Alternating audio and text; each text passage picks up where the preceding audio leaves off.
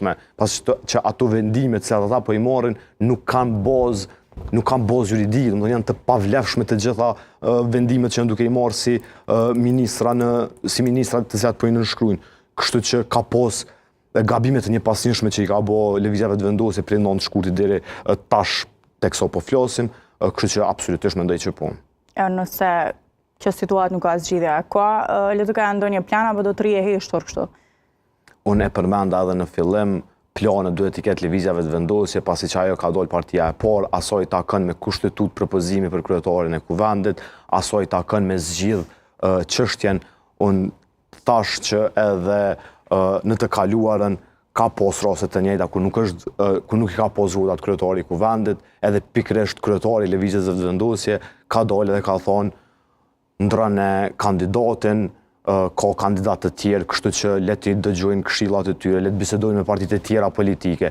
So i kam po për shembull PDK-ja ka thonë që veç 2 kandidat nuk i votojnë prej lëvizjeve të vendosje, me të tjerë jemi në rregull, kështu që le të bisedojnë. Pse duhet një parti e cila ka fituar pra vendin e parë në zgjedhjet e nënshkurtit të tërheq emra nga propozimet e tyre për krye parlamentar, nga kërkesat e partive që dolën e dyta dhe e katërta në këtë rast, meqense LDK ka refuzuar kategorikisht. Këtë gjë është dashur me mendu 4 vitet so kanë qeverisë gjatë fushatës zgjedhore, është dashur me mendu që përfundon nënshkurti edhe kemi me hyj prapë me një proces të ndërtimit të institucioneve, dhe jo me asnjë gjë nuk mund është me i thonë LDK-s bashkëpunëtori Serbisë, bashkëpunëtori me i thonë hajvana, fushata e shtrajte, tonkuan goditje, dhe në fund hajde ulemi se jeni të mirë. A mendoni se kjo çështje ndoshta do të ndrojë në të ardhmen, kur do të kemi zgjedhjet e ardhshme parlamentare, pra të ketë një diskurs më të butë, kështu të ketë një respekt ndaj mes kandidatëve për kryeministër?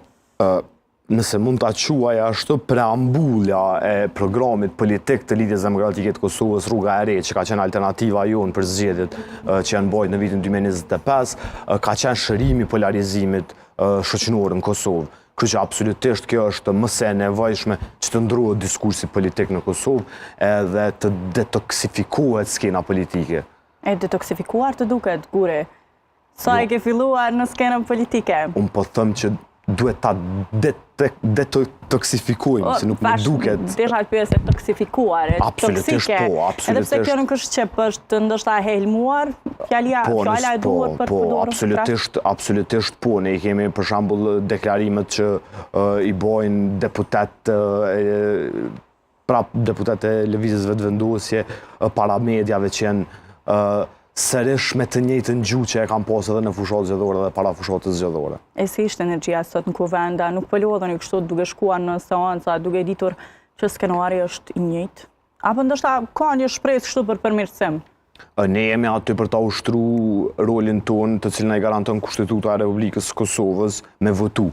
Tash edhe vota pro, edhe vota kundër janë votë. Kushtetuta ta garanton deputetëve për me votu, ne jemi aty për me ushtru rolin tonë që na i ka besu qytetarë e Republikës së Kosovës, edhe që na i garanton Kushtetuta e Republikës së Kosovës, kështu që përderisa jemi në këtë gjendje, ne do të shkojmë në kuvendin e Kosovës përmes votës me shpreh opinionin edhe qëndrimin tonë politik si Lidhja Demokratike e Kosovës. Çka nëse vjen një revoltë e qytetarëve kështu për këtë qësose durimi për këtë 48 orëshin gjithmonë përsëritje?